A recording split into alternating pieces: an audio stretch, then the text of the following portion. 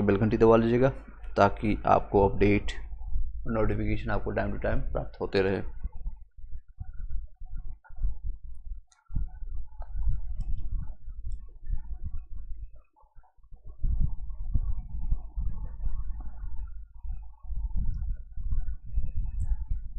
चलिए 1 सेकंड का समय दीजिएगा।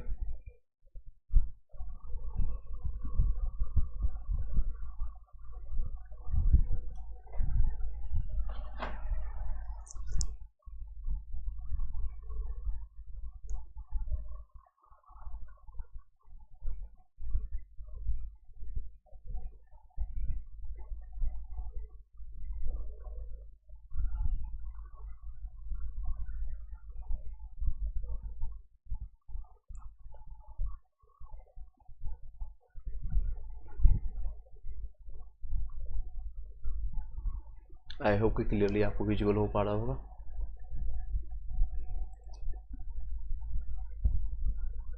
ओनली मेंबर हो। कंटिन्यू करते हैं फिर से। आपका स्टार्ट हो गया। जय हिंद दोस्तों, लाइव ग्रोइंग इंडिया में आपका स्वागत है। आज आपका ज्योग्राफी भारत भौतिक भी आपका भौतिक पर्यावरण हम इसको जानने की कोशिश करते हैं। चलिए स्टार्ट करते हैं।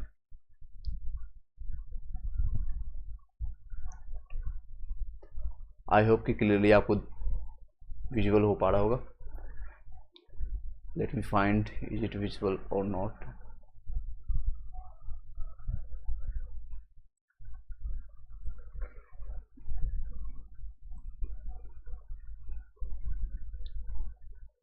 Yes, is it visual now. चलिए एक शॉट में इसको कंप्लीट करने की कोशिश करेंगे, एक एक क्वेश्चन। और इससे पहले एक मोटिवेशन कोटेशन से स्टार्ट करते हैं। आज आपका संसार में कोई भी मनुष्य सर्वज्ञ संपन्न नहीं होता है, इसलिए कुछ कमियों को नज़रअंदाज करके रिश्ते निभाते रहिए, ये आपका रहेगा। और एक आप लोग का अभी पता चल लोकसभा चुनाव चल रहा है, आप लोगों को भली बात ही पता है क्या चीज़ें हैं। वोट फॉर इंडिया अपने फ्यूचर्स के लिए दीजिएगा। कोई भी जाति धर्म मजहब ये सारी चीज़ों से उठ करके जो आपके विकास के लिए काम कर सके। जो मेरा मत मेरा अधिकार है, मैंने चुना अपने लिए बेहतर सरकार। तो बेहतर सरकार कल की डेट में अगर आने वाले 5 साल तक आपके लिए कोई बेहतर सरकार बन सके या बेहतर काम कर सके, इसके मकसद से अपना वोट अपने अधिकार का सही से उपयोग कीजिएगा। अदरवाइज आपको भविष्य में पछताने के अलावा और कुछ नहीं बचेगा। चलिए इसी के साथ अभी टॉपिक स्टार्ट करते हैं। भारत भौतिक पर्यावरण, ये 8 लाइव ग्रोइंग इंडिया है। साथ में इसका बैकअप चैनल जो है शंकर सर, उसको भी सब्सक्राइब करके रख लीजिएगा ताकि आपको जो भी अपडेट है नोट्स यहाँ से आपको प्राप्त होते चले। PDF और टेलीग्राम चैनल, व्हाट्सएप और टेलीग्राम के ग्रुप में ऐड होने के लिए इसी वीडियो डिस्क्रिप्शन में लास्ट में आपको लिंक मिल जाएगा, वहाँ से आप कनेक्ट कर सकते हैं। चलिए सीधे टाइम में वेस्ट करते हुए क्लास 11 का रहेगा। ये ज्योग्राफी है, कंसाइज किया गया है। इस आपको पूरा NCERT का ये बुक से उठाया गया है। कई वर्ड को A to Z लिखना पड़ा है क्योंकि उसमें उसका इम्पोर्टेंस था, और बाकी कंसाइज करके ये लिखा गया है। इसको आगे बढ़ते हैं और कंटिन्यू करते हैं।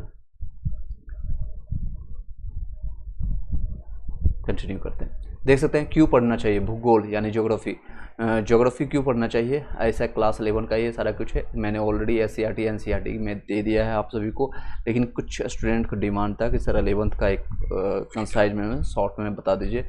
इसकी इम्पोर्टेंस थोड़ा है, इसीलिए इसको बताया जा रहा है। चलिए क्यों पढ़ना चाहिए, क्योंकि पृथ्वी का अध्ययन हमें इससे प्राप्त होता है। जिस पृथ्वी में हम रहते हैं, जिस यूनिवर्स का पृथ्वी एक पार्ट है, यानी उसमें हम रहते हैं, इसलिए इसको पढ़ना चाहिए। पृथ्वी का अध्ययन के बारे में जानते हैं, पहला चीज़।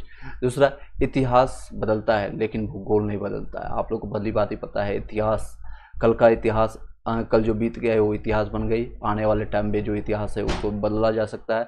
सचिन तेंदुलकर का शतक जो बनाया गया 100 शतकों का, कल के डेट में कोई आएगा विराट कोहली उसको तोड़ के चला जाएगा, फिर से एक नया इतिहास लिखेगा। कल विराट कोहली का इतिहास कोई और तोड़ेगा, कोई और नया नाम लिखेगा। तो इतिहास को बदला जा सकता है, सिंपल भाषा में इतिहास बदलता है, लेकिन जो भूगोल है वो नहीं बदलता है। इसलिए हम पढ़ेंगे। और पर्यावरण समस्या को जानने के लिए और सुधारने के लिए, जो भी पर्यावरण में जो समस्याएं हैं, कोई भी आपको दिक्कतें हैं या जो भी इन्वायरमेंट में इशूज है, जैसे अभी ग्लोबल वार्मिंग का इशूज है, टेम्परेचर बढ़ते जा रहा है, ये जितनी भी समस्याएं हैं उन सारी समस्या को जानने के लिए, इसको सुधार करने के लिए हम इसको पढ़ेंगे। ग्लोब को समझने के लिए, आपको पता है ग्लोब जितने भी चीज़ें हैं जहाँ से क्वेश्चंस आती है, तो ग्लोब को समझने के लिए हम पढ़ेंगे। और टेलीग्राम का लिंक आपको इसी वीडियो के डिस्क्रिप्शन में मिल जाएगा, जहाँ पर आप देख सकते हैं। मैं आपको दिखाने की भी कोशिश करता हूँ। लगभग 512 से ज़्यादा लोग यहाँ पर कनेक्टेड हैं अभी। उन सभी लोगों के लिए कई चीज़ें आपको लाइव में भी चलाए जा रहे हैं, तो सिर्फ लाइव ही आपको मिलेगा, इसलिए इस वीडियो को यहाँ पर भेज देते हैं। लिंक आपको प्राप्त हो जाएगा, यहाँ पर लिंक आपको प्राप्त भेज देते हैं। चलिए, जितने भी लोग अभी लाइव होंगे 20 से 22 लोग उसमें कनेक्ट करने की कोशिश करेंगे, जिनको ज़रूरत होगी, जिनको नीडेड होगी। चलिए कंटिन्यू करते हैं, आगे कंटिन्यू करते हैं। आधुनिक वैज्ञानिक तकनीक तथा यथा भौगोलिक सूचना तंत्र यानी GIS संगणक मानचित्र कला कंप्यूटर कार्टोग्राफी के रूप में प्राप्त ज्ञान एवं कुशलता प्राप्त आपको राष्ट्रीय विकास में योगदान करने की योग्यता से लेस करती है। तो ये सारे रीजन है जिसके कारण हमें भूगोल को पढ़ना चाहिए। पहला रीजन आपको पता है क्या, पृथ्वी की अध्ययन प्राप्त होता है। इतिहास बदलता है लेकिन भूगोल नहीं बदलता है, इसलिए इसकी जानकारी होनी चाहिए।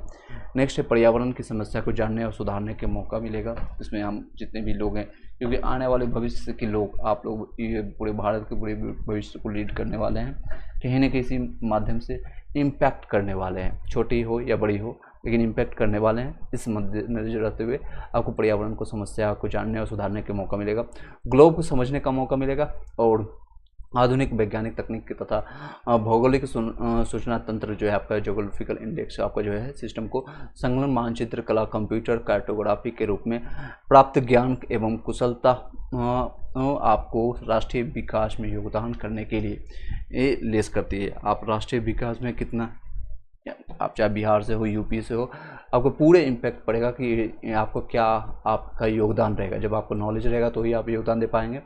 भूगोल आपको विविधता समझने और समय एवं स्थान के संदर्भ में ऐसी विभिन्नताओं के उत्पन्न करने वाले कारकों की खोज करने की क्षमता प्रदान करता है।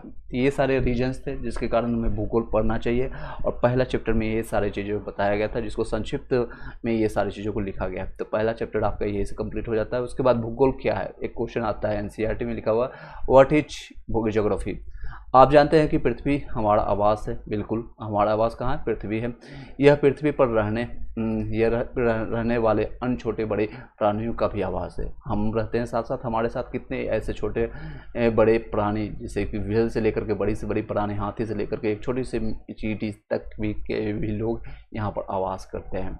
पृथ्वी की सतह एक रूप नहीं है। पृथ्वी की जो सतह है एक रूप नहीं, कहीं चपटा है, कभी मैदानी भाग है, कहीं पहाड़ी इलाका है, कहीं आपको ये सारी चीज़ें हैं, तो कई एक रूप नहीं है इसका।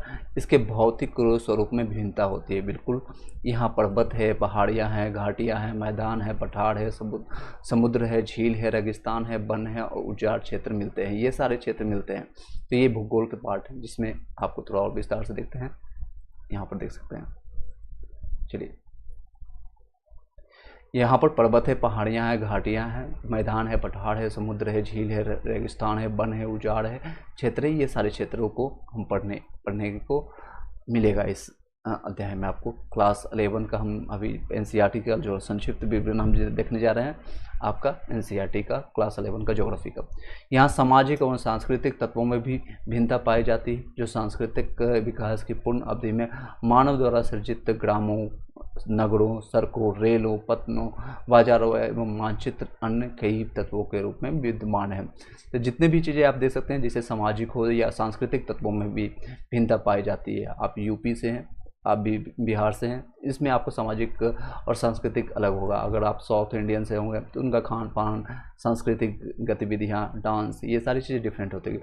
जो सांस्कृतिक विकास की पूर्ण अवधि में मानव द्वारा सृजित ग्रामों, नगरों, सड़कों, रेलों, पत्तनों, बाजारों, मानव जनित अन्य कई तत्वों के रूप में विद्यमान है। भूगोल जो है, भूगोल को पृथ्वी का वर्णन सिंपल भाषा में एक NCERT में जो वर्ड लिखा गया है और इसको पूरी तरह से परिभाषित करता है। भूगोल क्या है, तो भूगोल पृथ्वी का वर्णन है। सिंपल भाषा में कहा है तो पृथ्वी का वर्णन करता है। इसमें आगे कंटिन्यू करें। सर्वप्रथम भूगोल शब्द का प्रयोग किया गया था इरोटोस्थनीज के द्वारा। इरोटोस्थनीज एक ग्रीक वैज्ञानिक था, एक ग्रीक विद्वान था, और जिसकी आयु अगर सीमा देखेंगे तो 276 से लेकर के 194 BC माना जाता है, यानी बिफोर क्राइस्ट, ईसा पूर्व से पहले लिया जाता है। जियो का अर्थ होता है पृथ्वी, और ग्राफोज का मतलब होता है वर्णन, यानी पृथ्वी का वर्णन करना। क्या करते हैं, इसको दूसरे कलर से हम देख लेते हैं। इसको कहते हैं पृथ्वी का वर्णन करना। पृथ्वी, जियो का मतलब होता है पृथ्वी, और ग्राफोज का मतलब होता है वर्णन, पृथ्वी का वर्णन करना, ये आपका भूगोल का मतलब होता है। दोनों को एक साथ रखने पर इसका अर्थ है जो पृथ्वी का वर्णन, यानी पृथ्वी को सर्वदा मानव के आवास के रूप में देखा गया है, और इस दृष्टि से विद्वान भूगोल का मानव के निवास के रूप में पृथ्वी का वर्णन परिभाषित करते हैं। तो इसका परिभाषित अगर कहेगा या आपके ऑप्शंस में आएंगे तो पृथ्वी का भूगोल का परिभाषित किस शब्दों में किया जाएगा, तो आपको मानव के निवास के रूप में पृथ्वी का वर्णन परिभाषित करते हैं। ये आप लगा पाएंगे, एक एक लाइन से आपके क्वेश्चन उठ सकते हैं। ये आपका हैंडल दिया गया है A2Z live growing India @A2Z live India भी सर्च करेंगे, कभी भी आपको भविष्य में आपका हेल्प के लिए हमें तत्पर रहेंगे। पृथ्वी, अब पृथ्वी के बारे में जानते हैं। पृथ्वी प्रत्यक्ष स्रोत क्या है, इसका क्या क्या स्रोत है, अप्रत्यक्ष स्रोत है, उसके बारे में जानेंगे। पृथ्वी की गहराई में भेदन जो है 12 किलोमीटर में कोयला प्राप्त होती है, और उसके बाद ज्वालामुखी उद्गम होता है। अप्रत्यक्ष, अगर हम प्रत्यक्ष पृथ्वी का अगर स्रोत हम जानेंगे, दो ही मात्र स्रोत है। आपको अगर ऑप्शंस में आता है या पर कहीं भी NCERT को विस्तृत जानकारी अगर देने जा रहे हैं तो पृथ्वी के दो ही प्रत्यक्ष स्रोत तो हमको प्राप्त होती है। एक तो पृथ्वी की गहराई में भेदन में, लगभग पृथ्वी की गहराई के भेदन में, जो कि आपको ये पाया जाता है, उसमें 12 किलोमीटर तक कोयला, उसका ज्वालामुखी उद्गम होता है। बस ये दो चीज़ें प्रत्यक्ष हम जो देख सकते हैं अपने आंखों से। अप्रत्यक्ष कई स्रोत हैं, जैसे कि तापमान में वृद्धि हुआ, कभी ठंड है कभी गर्मी है, दाब, घनत्व, उल्काएँ होती है, गुरुत्वाकर्षण दिखता नहीं लेकिन होता है, चुंबकीय गुण होता है, भूकंप होते हैं, ये सारे हैं अप्रत्यक्ष है। तो दोनों याद रखिएगा, प्रत्यक्ष क्या है पृथ्वी में और अप्रत्यक्ष क्या है। यही सारी चीज़ों को NCERT में करीब 1-2 पेजों में लिखा गया है। आप उसको 100 पेजेस का पतली से बुक है, जो कि मैंने स्टार्टिंग में आपको दिखाया है। ये बुक का ये फर्स्ट पेज है, इसको आप लेकर पढ़ेंगे तो लगभग 104 पेज 105 पेज का ये बुक है, इसको आप पढ़ सकते हैं। तो इसी को कंसाइज करके यहाँ पर लिखा गया है, सारी चीज़ों को देख सकते हैं। तो प्रत्यक्ष प्रमाण क्या है, पृथ्वी की गहराई में भेदन करके हमें जो प्राप्त होता है, और ज्वालामुखी जो उद्गम होता है तो हमें देखने को मिलता है। और अप्रत्यक्ष स्रोत है जिसे हम नहीं देख सकते हैं, जैसे तापमान में अभी वृद्धि आपको पता चल रहा होगा, लेकिन तापमान बढ़ गई, दाब है, घनत्व है, उल्काएँ है, गुरुत्वाकर्षण है, ग्रेविटेशन जिसको कहते हैं, जैसे चुंबकीय गुण है, भूकंप है, ये सारी चीज़ें आपको महसूस होता होगा। अप्रत्यक्ष स्रोत है।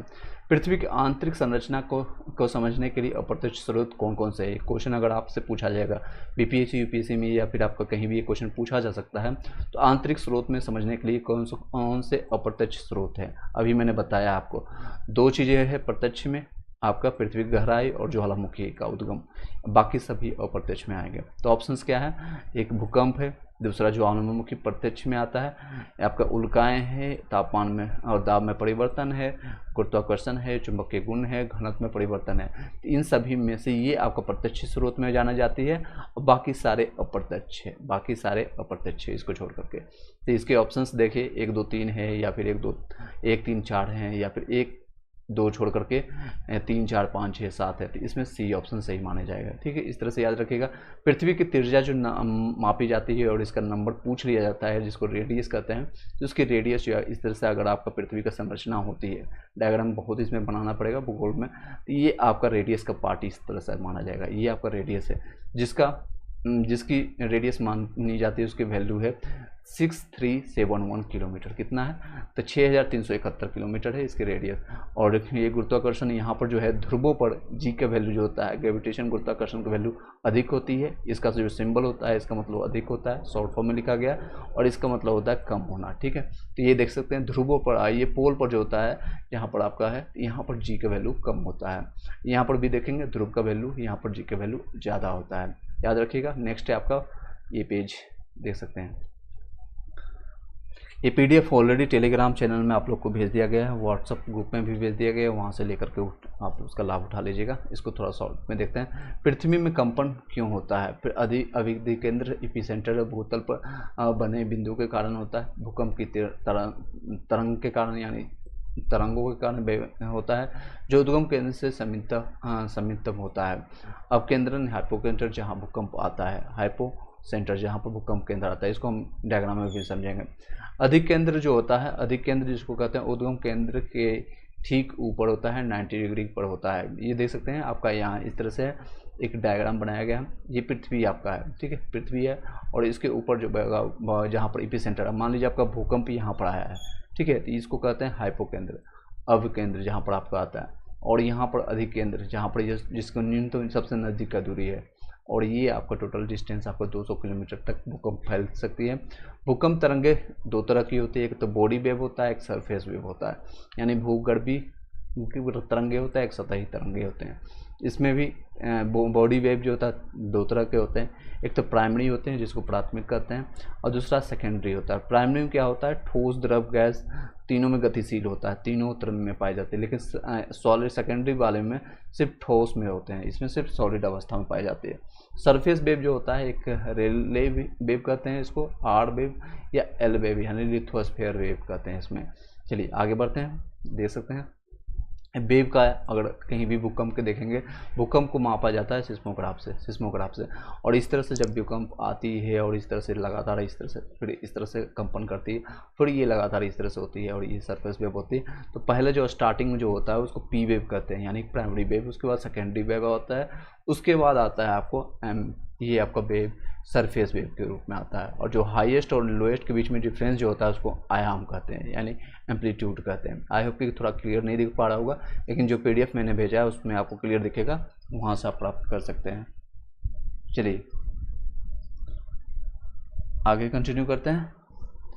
ध्वनि तरंगे, ध्वनि पी वेव, आपको ध्वनि तरंगे में जो होती है ठोस द्रव गैस तीनों अवस्था में पाई जाती है, और इस वेव में सिर्फ ठोस पाई जाती है। वही चीज़ों को रिपीट किया जा रहा है जो यहाँ पर मैंने बताया, सेम चीज़ों को यहाँ पर लिखा जा रहा है। और ट्रांसवर्स जो होता है आपका इस तरह से अनुप्रस्थ तरंगे होती है, और जितना घनत्व अधिक होगा इसमें भूकंप तरंगों की गति भी उतनी ही अधिक होगी।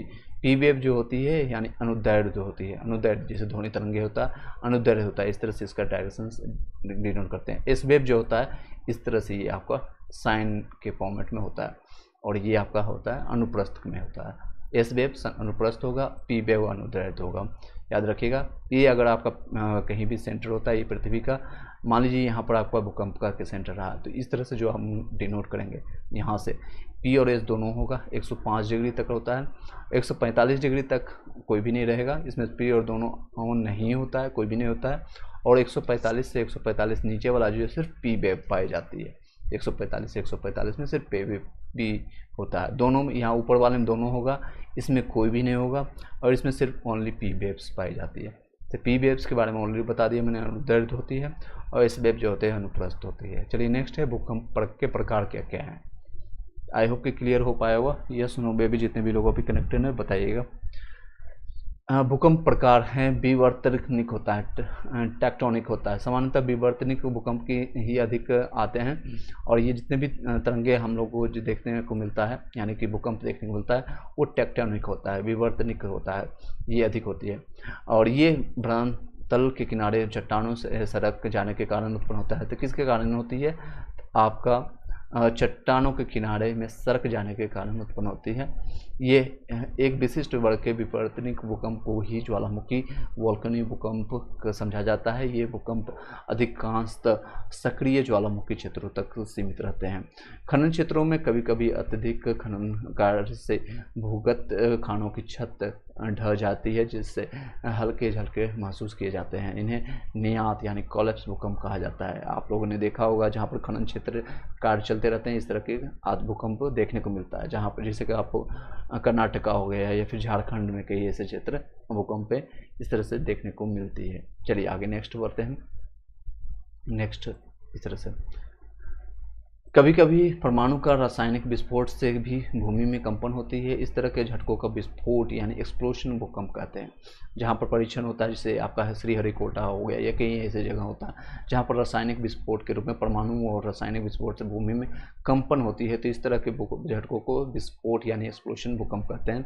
जो भूमि बड़े बांध वाले क्षेत्रों में आते हैं उन्हें बांध जनित यानी रिजर्वायर इंडस्ट भूकंप कहा जाता है। भूकंप की तीव्रता स्केल में मापी जाती है दो तरह से, एक तो रिएक्टर स्केल में, एक मार्केली स्केल में मापी जाती है। रिएक्टर स्केल की जो होता है लिमिट होता है 1 से 10 तक होती है, और मार्केली का स्केल होता है 1 से 12 तक। याद रखिएगा, इससे क्वेश्चन आता है। एक का डिफरेंस समझ रहे हैं, कम से कम 10 गुना यहाँ पर मानी जाती है। एक का डिफरेंस अगर आती है तो 10 गुना मानी जाती है। चलिए नेक्स्ट है क्लास 11 का ही ज्योग्राफी है। भूकंपीय आपदा से होने वाले प्रकोप निम्न प्रकार से क्या क्या है प्रकोप, इसका देख सकते हैं। तो पहला प्रकोप आपको दिखेगा भूमि का हिलना, धरातली विसंगति होना, भूस्खलन यानी कि फंक्सलन हो जाना, मृदा द्रवण होना, सॉइल लिक्विफिकेशन हो जाना, या धरातल का एक तरफ झुक जाना, उसका हिमस्खलन हो जाना, धरातलीय विस्थापन होना, बांध एवं तटबंध के टूटने से बाढ़ आना, आग लगना, इमारतों का टूटना या ढांचों का ध्वस्त होना, वस्तुओं का गिरना, सुनामी आना, ये सारे रीजन से, ये सारे एक बार दोबारा देख लीजिएगा, काफ़ी इंपॉर्टेंट रहेगा। चलिए नेक्स्ट है आपका जो डायग्राम बहुत ज़्यादा इंपॉर्टेंट है, इससे रिलेटेड क्वेश्चन आता है, इसको हम 2 से 3 बार समझेंगे। ये आपका मान लीजिए पृथ्वी है, ठीक है, पृथ्वी है। तो सबसे ऊपरी का जो है आपका 2 तारों से, एक तो महाद्वीपीय रीजन से होता है, महासागरीय होता है, आपका बताया गया था बेनेगल के द्वारा, और ये आपका है आपका अपर पार्ट होता है, लोअर मेंटल होता है, और ये मेंटले जो आता है 2900 किलोमीटर तक रहती है। ये लिक्विड के फॉर्मेट में रहता है, और यहाँ से नीचे तक आपका रहेगा आपका 5100 किलोमीटर तक में सॉलिड के फॉर्मेट में, और नीचे जो आता है क्रोड आपका जो यहाँ तक आता है, आपको पूरा रेडियस आपका आ जाता है पृथ्वी का 6371 किलोमीटर। पृथ्वी का आंतरिक भाग इस तरह से देखते हैं, इसका और भी डायग्राम दिखाएंगे तो देख सकते हैं। भूपृथ्वी पर महाद्वीपीय औसत जो आपका मोटाई इसमें 300 किलोमीटर के आसपास होता है, महासागरीय की मोटाई 5 किलोमीटर के आसपास में देखते हैं। ये देख सकते हैं एक, अगर आपका डायग्राम बनाने की क्या होगा तो इस तरह से ये आपका डायग्राम जो मोटाई रहती है लगभग 72 किलोमीटर की मोटाई वाला पर्वतीय भाग पाई जाती है। पर्वत का अगर इस तरह से एक भाग पाई जा रही है तो इस भाग में मोटाई जो पाई जाती है 72 किलोमीटर तक यहाँ पर दिखा दी। पहाड़ी भाग 70 किलोमीटर से 72 किलोमीटर तक होता है। भूपटल पर सबसे ज़्यादा मिलने वाला तत्व कौन सा होता है, क्वेश्चन आता है, ये क्वेश्चन कई बार रिपीट हुए। भूपटल पर सबसे ज़्यादा मिलने वाला तत्व है तो वो आपका ऑक्सीजन है, ठीक है, ऑक्सीजन। चलिए आगे बढ़ते हैं। आपका CmRgl, इसके बाद कैनार हो गया, उसके बाद आपका CM हो गया, LOCRC, इसको और अच्छे से हम नीचे भी जानेंगे, देख सकते हैं।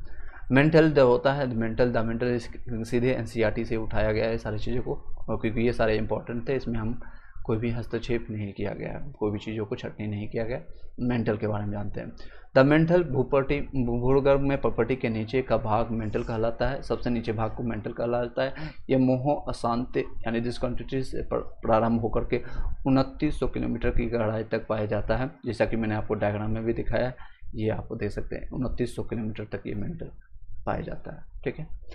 नेक्स्ट है मेंटल, और मेंटल का ऊपरी भाग दुर्बलता मंडल कहलाता है, यानी एस्थेनोस्फेयर कहा जाता है, और एस्थेनो जो कहलाता है शब्द का अर्थ होता है दुर्बलता, एस्थेनो का अर्थ ही होता है दुर्बलता। इसका विस्तार 400 किलोमीटर तक आंका गया है। ज्वालामुखी सागर उद्गार के दौरान जो लावा धरातल पर पहुंचता है उसका मुख्य स्रोत यही है। भूपटल एवं मेंटल का ऊपरी भाग मिलकर के स्तनमंडल लिथोस्फेयर कहलाते हैं। इसकी मोटाई 10 से 200 किलोमीटर के बीच में पाई जाती है। निचले मेंटल का विस्तार दुर्बलता मंडल के बिन समाप्त हो जाने के बाद तक का है। यह ठोस अवस्था में क्रोड यानी द कोर जैसा कि पहले की इंगित किया जा चुका है। भूकंपीय तरंगों के वेग ने पृथ्वी के क्रोड को समझने की सहायता की है। क्रोड या मेंटल की सीमा 2900 किलोमीटर की गहराई पर है। बाह्य क्रोड यानी आउटर क्रोड तरल अवस्था में है, जबकि आंतरिक क्रोड इनर क्रोड ठोस अवस्था में है। तो इनर क्रोड जो जब भी देखेंगे ये आपका ठोस अवस्था में नीचे में जो पाई जाती है, यहाँ पर दिखाते हैं, ये आपका इनर कोर जो है ठोस सॉलिड में पाई जाती है, मैंने आपको बताया अभी यहाँ पर, और ये आपका जो है लिक्विड अवस्था में पाई जाती है, ठीक है, लिक्विड अवस्था में पाई जाती है ऊपर के भाग। आप बाहर वाले जितने भी हैं, बाहर से कहते हैं ना उल्टा, नारियल जिसे आपने देखा बाहर से कठोर है, लेकिन उल्टा इसमें सीन होता है, अंदर से मुलायम है। इसमें उल्टा केस होता है, बाहर से आपका लिक्विड फॉर्मेट में, अंदर में आपका सॉलिड है यानी ठोस है। क्रूड भारी पदार्थों मुख्यतः निकेल और लोहे का बना होता है, यानी फेरम को जिसको नीफे के नाम से शॉर्ट में कहते हैं। इसे नीफे का परत के नाम से भी जाना जाता है, नीफे यानी निकेल और फेरम का। देख सकते हैं ये आपका सियाल, सीमाग आपका सेकेंड नीफे के नाम से जानते हैं। चलिए 11, इसको हम डायग्राम के फॉर्मेट में शॉर्ट में देखते हैं। ये आपका मेंटल है, इनर पार्ट होता है जिसको सॉलिड फॉर्मेट में रहता है। इसको डायग्राम को थोड़ा बनाया गया है, देखते करते। पृथ्वी की संरचना जो है फर्स्ट सुएस ने दिया था। सुएस ने पहला ऊपर भाग अगर आप गोल सरफेस में देखेंगे इस तरह से, तो ये सियाल होता है, यानी सिलिकॉन और एल्युमिनियम का ऊपर भाग होता है। उसके बाद सिलिकॉन और मैग्नीशियम होता है। फिर आपका लास्ट में जो होता है इनर पार्ट में होता है निकेल और फेरम होता है, यानी निकेल और लोहा का बना होता है। इस तरह से ये देख सकते हैं, ऊपर का भाग ये लिक्विड में है और अंदर जा करके ये रेडियस आपका 63 से 61 किलोमीटर आता है। तो ये अंदर का पार्ट जो आता है, इनर कोर जो आता है, वो सॉलिड में पाई जाती है। बस इतना ध्यान रखना है। यही सेम चीज़ों को लिखा गया है, इसमें हिंदी में देख सकते हैं। स्थल मंडल है, फिर दुर्बल मंडल है, आग्नेय है, मध्य आग्नेय है, उसके बाहरी गहन मंडल है और आंतरिक मंडल ही आपका है, इनर कोर। इसी को देख सकते हैं, ये सेम चीज़ों को लिखा गया है। इसको डायग्राम को आप यूज कीजिएगा बार बार। अपर कोड है, लोअर कोड है, आपका अपर मेंटल है, लोअर मेंटल है, और ये आपका है मेंटल की डिस्टेंस यहाँ से लेकर के आपका 2900 किलोमीटर तक आती है। उसके बाद आपका ये आता है जिसमें आपका ये 5100 किलोमीटर तक इनर कोड जो आता है आपका सॉलिड में पाई जाती है। ये आपका लिक्विड फॉर्मेट में रहता है। नेक्स्ट है, देख सकते हैं स्थल मंडल, सेम चीज़ को लिखा गया। स्थल मंडल, दुर्बल मंडल, आग्नेय मंडल और आपका मध्य मंडल, आपका ओबी आईबी। इसमें सियाल सिलिकॉन और एल्युमिनियम का होता है। सीमा जो आपका है शॉर्ट फॉर्म में, यानी कि सिलिकॉन और मैग्नीशियम के रूप में। नीफे यानी निकेल और फेरम के रूप में होता है। ये सील्ड वॉल्केनो, सील्ड ज्वालामुखी के बारे में हम जानेंगे। इसको भी डायग्राम को आप समझ सकते हैं। ज्वालामुखी के बारे में भी जानते हैं, शॉर्ट में कंप्लीट करते हैं। ज्वालामुखी जो इंपॉर्टेंट क्वेश्चन आता है उसमें बहुत सारी चीज़ों को ग्रंथ के रूप में लिखा गया है, वो सारे जानने की ज़रूरत नहीं है। चलिए, अगर आपके पास समय है तो उस सारे आप टेलीग्राम चैनल में मैंने PDF भेज दिया गया है, ऑलरेडी मैंने सेंड कर दिया है। क्लास 6 से लेकर के, मैं आपको बताना चाहूँगा, 6 से लेकर के 12 तक का, SCRT हो या NCRT, SCRT का 10 तक का है और NCRT का 12 तक का, सभी सब्जेक्ट का मैंने NCRT का PDF मैंने टेलीग्राम चैनल में भेज दिया है। यहाँ से आप जाकर के इसका लाभ उठा सकते हैं। उसके बाद आपको जो भी क्वेश्चन होगा वहाँ से आप प्राप्त कर सकते हैं। चलिए सीधे चलते हैं उसको, अगर आपके पास समय है तो। आपका एग्ज़ाम नज़दीक है, 10 से लेकर के 12 जून तक आपको BPSC 3 का एग्जामिनेशन है, तो इसको शॉर्ट में पढ़ के चले जाइएगा। SCRT NCRT का नोट्स भी ले सकते हैं, उसको भी आप पढ़ के जाइए, काफ़ी हेल्पफुल रहेगा। चलिए, ज्वालामुखी कुंड क्या होता है, जिसको कंडेंस के रूप में कहते हैं। ज्वालामुखी कुंड किसको होता है? ज्वालामुखी कुंड में पृथ्वी में पाए जाने वाला सबसे अधिक विस्फोटक ज्वालामुखी होती है। सबसे ज़्यादा अगर क्वेश्चन आता है, सिर्फ यही क्वेश्चन आता है, सबसे कम विस्फोटक कौन है, सबसे अधिक विस्फोटक कौन है और मध्यम विस्फोटक कौन है, ये 3 क्वेश्चन आती है। तो पहला में जाने सबसे ज़्यादा विस्फोटक कौन है, तो ज्वालामुखी कुंड होता है। ठीक है, ज्वालामुखी सबसे कम विस्फोटक में, जिसको सिल्ड ज्वालामुखी कहते हैं, सिल्ड ज्वालामुखी। और मध्यम में मिश्रित वाला ज्वालामुखी कहलाता है, जिसको कंपोजिट वोल्केनो कहते हैं इंग्लिश में। बेसाल्ट प्रवाह क्षेत्र क्या है? Flood basalt provinces. ये ज्वालामुखी अत्यधिक तरल लावा उगलते हैं। ये ज्वालामुखी अत्यधिक तरल लावा उगलते हैं जो बहुत दूर तक बह निकलता है। संसार के कुछ भाग हजारों वर्ग किलोमीटर घने लावा प्रवाह से ढके हैं। इसमें से लावा प्रवाह क्रमानुसार होता है और कुछ प्रवाह 50 मीटर से भी अधिक मोटे की हो जाती है। यानी सोच सकते हैं लावा बह रही है, साथ साथ मोटाई के साथ बढ़ रही है। लावा इन द सेंस कि एक गर्म लावा आपने देखा होगा, जब कोई लोहे को जलाया जाता है और उससे जो निकलता है लावा रेड फॉर्म में, उसकी कितनी उसमें ज़्यादा तीव्रता होती है, उसमें कितना टेम्परेचर होता है, बहुत ज़्यादा टेम्परेचर होता है। चलिए, और 50 मीटर के अधिक से मोटे होते हैं। कई बार अकेला प्रवाह सैकड़ों किलोमीटर तक फैल जाता है। भारत का दक्कन ट्रैप, जिस पर क्या है, वर्तमान में महाराष्ट्र पठार का ज़्यादातर भाग पाया जाता है, बृहद बेसाल्ट लावा प्रवाह का क्षेत्र है। ऐसा विश्वास किया जाता है कि आज की अपेक्षा प्रारंभ में एक अधिक बृहद क्षेत्र इस प्रवाह से ढका हुआ था। मध्य सागरीय कटक ज्वालामुखी, इन ज्वालामुखी का उद्गार सागरों में होता है। मध्य सागरीय कटक एक श्रृंखला है जो कि 70,000 किलोमीटर से अधिक लंबी और जो सभी महासागरीय बेसिन्स में फैली है। इस कटक से मध्यवर्ती भाग में लगातार उद्गम होता रहता है। इस टॉपिक को यहीं पर कंप्लीट करते हैं और ये आपका ऑलमोस्ट कंप्लीट कर दिया गया। समय मिलेगा तो इसको और दोबारा अच्छे से बताया जाएगा। फिलहाल एग्जामिनेशन पॉइंट ऑफ व्यू से जितने भी आपके बीपीएससी टीआरई 3 से है, इससे ज़्यादा क्वेश्चन नहीं आएंगे। एक बार आपके पास समय है तो लूसेंट या फिर आपका घटना चक्र या फिर आपको प्रीवियस ईयर क्वेश्चन पेपर जो हम करवा रहे हैं उसको जाकर के जरूर देख लीजिएगा। प्रीवियस क्वेश्चन पेपर मैं ऑलरेडी बता रहा हूँ आप लोग को, उसका प्लेलिस्ट आप जाइए, प्लेलिस्ट आपको बना दिया गया है। इन क्वेश्चनों को भी साथ ही साथ लगा लीजिएगा, मैंने ऑलरेडी करवा दिया है ज्योग्राफी का, इसका क्वेश्चन जरूर लगा के जाइएगा, इसमें काफ़ी हेल्पफुल रहेगा। SCRT और NCERT का बुक भी कंप्लीट करवाया गया है कई सब्जेक्ट का, उसका भी लाभ उठा करके आप जा सकते हैं। Thank you so much. Video को यहीं पर शॉर्ट रखते हैं। Have a nice day. अगर आपको PDF नोट से संबंधित कोई भी क्वेश्चन करना है हमें व्हाट्सअप कीजिएगा। SCRT NCERT का 6 से लेकर के 12 तक का, SCRT का 6 से लेकर के 10 तक मिलेगा। जो भी कुछ अगर आपका डाउट है, क्वेश्चन होगा, कोई भी आपका क्लैरिफिकेशन के लिए इस नंबर पर व्हाट्सएप पर कॉन्टैक्ट करके आप प्राप्त कर सकते हैं 7903812553। Thank you so much. Have a